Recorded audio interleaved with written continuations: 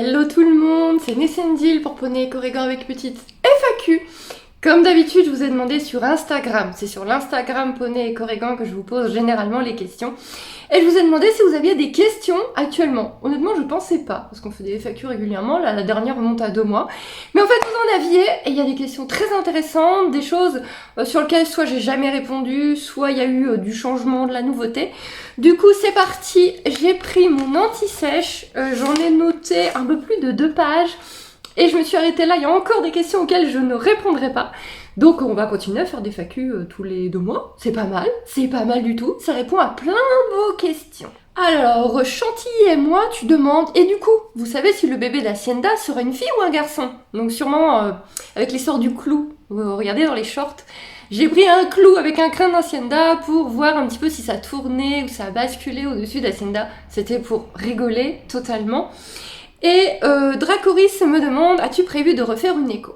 Donc je réponds à ces 2 questions-là, puisque c'est le même sujet. Donc non, je ne vais pas refaire d'écho à Hacienda, tout simplement parce que je n'ai pas le vétérinaire, les 2 vétérinaires que j'ai ne font pas d'échographie, et j'avais dû faire venir une vétérinaire d'assez loin, qui avait accepté de venir parce que je venais du nom de la propriétaire de l'étalon. Elle avait beaucoup hésité et elle avait accepté de me prendre comme nouvelle cliente pour une échographie, 2 à la rigueur, en me faisant payer le trajet. Ce qui fait que ça fait une échographie à presque 80 €. Donc on l'a fait à 18 jours pour savoir si Hacienda avait été fécondée, si les saillies avaient fonctionné. En 3 jours de saillies, ça aurait été dommage. Et c'est tout. Elle m'avait dit qu'on pouvait en faire une à 3-4 mois pour vérifier si le cœur du poulain battait et s'il était toujours là, si Hacienda l'avait pas perdu, s'il n'avait pas été résorbé. Me suffit à son changement de comportement, sa façon de manger, le comportement qui a changé des autres chevaux autour d'elle, et tout simplement le ventre qui maintenant gonfle. Je n'ai pas refait faire une échographie, et je ne ferai pas d'échographie pour connaître le sexe du poulain. On saura dans 4 mois, ça va me coûter moins cher. Alors l'USCO, tu me demandes, et ça c'est très étonnant comme question, est-ce que si je ne garde pas le poulain, je vais acheter un nouveau cheval cette année? Non. Non, c'est sûr que non. Si je garde pas le poulain, c'est pas pour acheter un autre cheval. Si je garde pas le poulain, c'est que je n'ai pas les moyens de garder le poulain, de payer une pension supplémentaire, donc ce ne sera pas pour acheter un autre cheval. Il y a toujours Chica aussi qui est dans la balance, même si ce n'est pas mon cheval, même si du coup financièrement je ne paie rien, je m'en occupe quand même tous les jours comme si c'était la mienne. Donc ensuite va y avoir... Ça c'était une grosse moto. Ensuite va y avoir le poulain, donc cet été c'est 3 chevaux, cet été, cet hiver, parce que je vais faire un sevrage long, c'est 3 chevaux que je vais gérer, et donc non, pas du tout. J'ai toujours 2 petits rêves dans le coin de ma tête pour dans des années... mon mini poney ou mon mini cheval, mais mon micro de la taille de Ghost, hein, mon poney chien, pour faire plein de bêtises avec. Ça, je l'ai toujours dans un coin de la tête. Et mon sauvetage que je veux impérativement faire, je veux faire un sauvetage dans ma vie, mais c'est pas un cheval que je compte garder, de toute façon. Donc le jour où j'ai l'occasion de sortir un cheval de la boucherie, je le ferai avec grand plaisir, mais dans ma tête, c'est vraiment sortir un cheval de la boucherie, lui redonner un petit peu goût à l'humain, en général retaper, ils ont besoin d'être un peu retapés, etc. Parce qu'en général, ils manquent d'état, ils sont maigres, ils sont éteints mentalement, après ce qu'ils ont traversé, ne serait-ce que les marchés, etc. Et ensuite, une fois que le cheval va mieux, s'est réveillé, reprend confiance en l'humain, le céder à des chouettes personnes qui prendront la suite. Donc ça, c'est les 2 petits rêves qui ne quittent pas ma tête, que j'aimerais vraiment réaliser dans ce qui me reste de ma vie. Mais acheter vraiment un autre cheval, non. J'ai déjà bien assez à faire avec Hacienda et Chica, parce qu'en plus j'ai la chance d'avoir 2 juments totalement différentes. Elles ont des caractères totalement différents, et j'ai des activités totalement différentes de prévues avec elles. Puisque Hacienda, on est vraiment concentré sur le travail à pied, l'équifile à pied, même si fin d'année, début de l'année prochaine, on va reprendre un petit peu le travail monté, mais ça sera toujours dans la bonne humeur, les balades, l'équifile. Et Chica, c'est plus justement les balades, l'être monté et travailler pour moi tout ce qui est monté. Donc non, j'ai pas besoin d'un autre cheval. Et puis si en plus ça me suffit pas et que j'ai envie de monter un autre cheval, je peux emprunter un autre cheval à l'écurie, je peux demander à quelqu'un d'autre, il y a des chevaux qui n'attendent que ça. Donc non, alors pas du tout. Alicia Spirit, tu me demandes si je vais me lancer dans la confection de tapis. Et oui, je vous avais mis ce petit sondage là sur Instagram. Si vous seriez intéressé par des tapis, du coup des tapis haut de gamme, des tapis uniques, c'est-à-dire, par exemple, je ne fais pas une collection, je ne lance pas 5 tapis de telle couleur. Chaque tapis sera vraiment unique, avec du beau tissu, avec des beaux rubans, enfin vraiment du beau tapis. Ce qui fera du coup des tapis assez chers, ça sera entre 80 et 100 € le tapis. Faut voir un peu avec les matériaux que je vais trouver, parce que forcément il faut que je rentre dans mes frais. Il y a plusieurs couches dans un tapis, il n'y a pas que le beau tissu extérieur. Donc c'est une idée que j'avais, c'est une idée que j'ai eue cet hiver. Et à force de voir Belle Maman coudre, à force de regarder des émissions de couture, écoutez, on s'occupe, hein. J'ai vraiment eu envie de coudre aussi pour les chevaux, et du coup forcément l'idée du tapis m'est venue, parce que on pourrait faire des trucs vraiment fun, vraiment sympas. Donc voilà, est-ce que ça vous dit vous des tapis, des pièces uniques, parce que du coup vous aurez vraiment une pièce unique.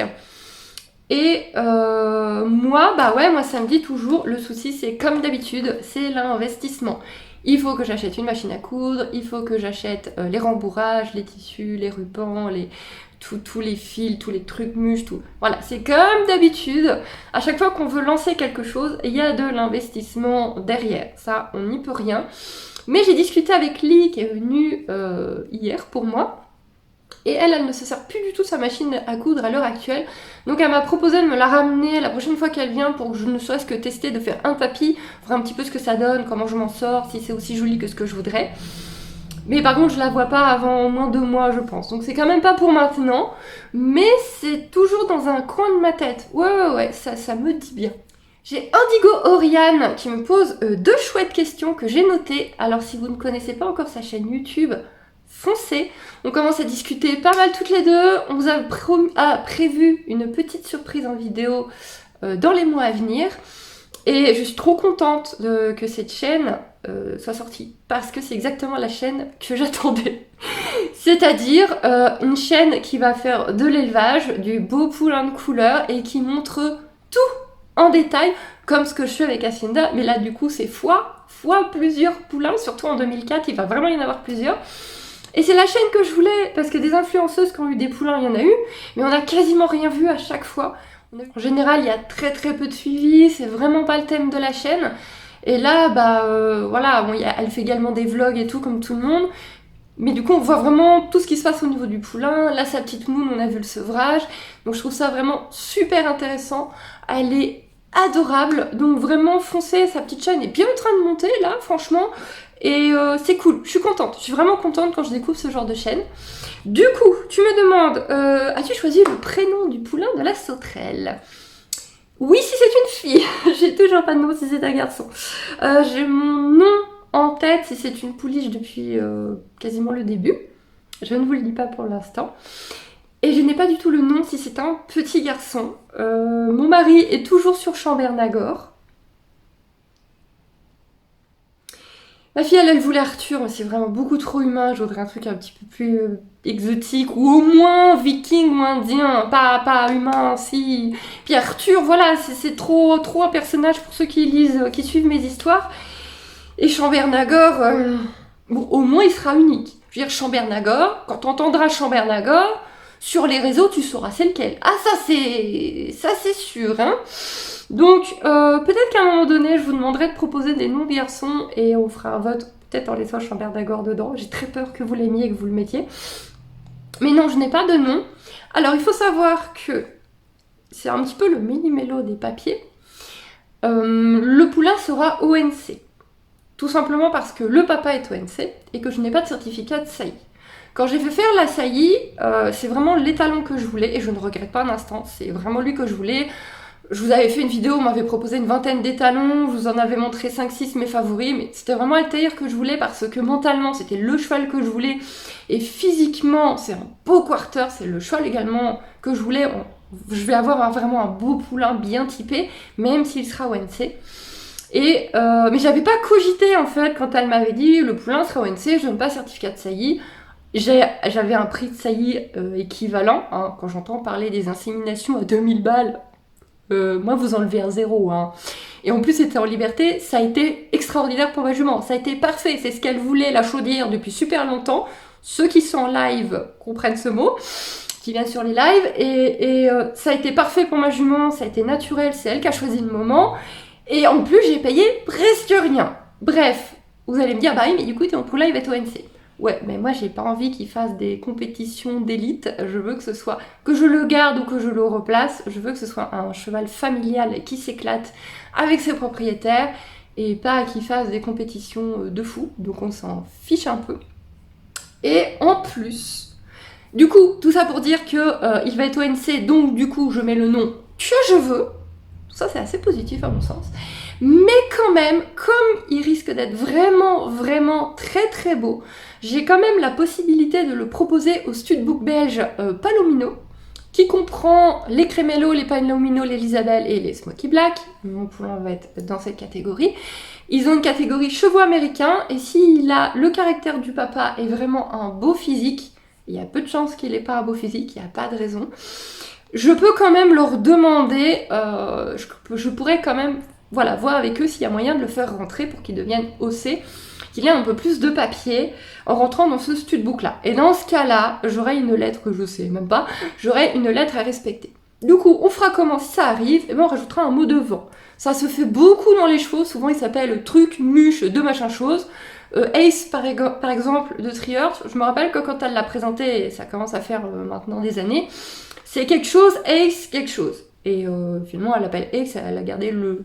En général, c'est le nom du milieu qui est gardé parce que justement le premier nom sert pour la lettre. Donc on fera ça, on trichera. Je sais pas, on va dire que c'est la lettre R, on mettra Rive, le nom qu'on veut, et puis après je ne sais pas encore, je n'ai pas encore choisi la fixe. Et voilà. Donc ça se récupère si on doit mettre une lettre. Donc pour le moment, on va se faire plaisir sur le prénom. Me dis pas Chambernagor. Non, c'est pas. Non, vous aimez pas Chambernagor. Dites-moi que vous aimez pas Chambernagor. On peut pas l'appeler comme ça. Et tu me demandes également, montes-tu en selle western? Ça se voit que que je reviens de l'écurie ou bien. Alors, très bonne question. Ce grain de foin me perturbe. Chica, je la monte avec les deux types de selle. Donc quand je la monte en piste, quand on aura à nouveau une piste, je la monte en selle anglaise parce que mon but est de travailler mon propre équilibre. Donc je me mets en selle anglaise parce que c'est ce que j'ai le moins l'habitude, c'est beaucoup plus glissant, il faut beaucoup mieux tenir sa position, on se casse la gueule beaucoup plus facilement, donc on travaille beaucoup mieux son équilibre, surtout si on fait de la mise en selle. Mais quand j'ai envie d'être tranquille, calme, pépère, mémère et surtout les promenades, là je sors la selle western. J'ai la chance de m'occuper d'une jument qui a toutes les selles. Donc là-dessus j'ai beaucoup de chance. Elle a sa western aussi pour les balades. Le truc là c'est que je voudrais vraiment commencer à faire des promenades avec Chica, donc du coup en selle western. Le hic c'est que je suis toute seule pour faire les promenades. Et dans ma vie j'ai fait 3 promenades. La première a été la pire expérience de ma vie. Je vous avais fait une story time dessus. C'est ma première et seule vraie chute de cheval. Mais alors quand je dis chute de cheval, j'ai eu le plus gros bleu de ma vie.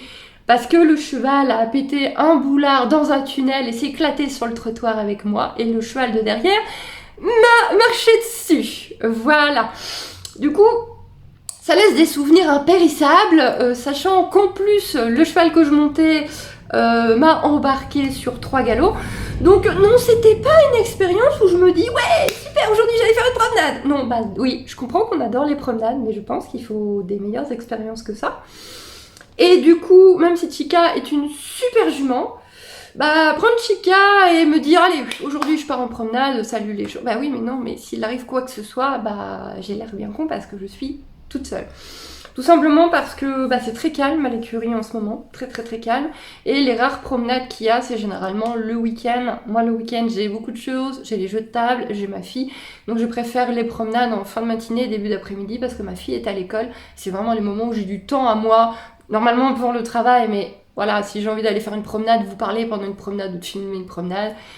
Et là, j'arrive pas pour le moment à me dire, allez, tu l'équipes, t'y vas, puis tu vas faire ta promenade, ça va bien se passer. Voilà, je suis en mode grosse trouillarde, j'ai honte. Et concernant Hacienda, elle a donc une selle classique parce que elle avait été redébourrée en classique, puisque j'étais alors dans une écurie classique. Je suis arrivée dans une nouvelle écurie classique, donc on avait acheté une selle classique. Mon mari m'a offert une selle classique, que j'ai donc une Wintec que j'ai adaptée à ma jument, très très bien, sur lequel elle est magnifique ma selle, hein, elle est magnifique, elle est confortable, j'ai adapté l'arcane et tout, vraiment. Mais je me sens pas bien dessus. J'ai l'impression que dès qu'Hacienda va faire un écart, je vais me vautrer. Hacienda, quand je la monte, elle est pas bien. Et le moindre bruit sur lequel elle va rien avoir à foutre quand on fait du travail à pied, elle fait des écarts. Donc j'ai vraiment cette sensation que au bout de 10 minutes sur ma jument, je vais finir par terre. Ce qui est peut-être pas totalement faux. Du coup, j'aurais vraiment besoin d'une selle western pour Hacienda. J'ai vendu ma selle western parce qu'elle était trop petite pour Hacienda. Hacienda a vraiment, au niveau des épaules et du garrot, c'est vraiment très très fort, très costaud chez elle. Donc les tailles de base ne lui vont pas du tout.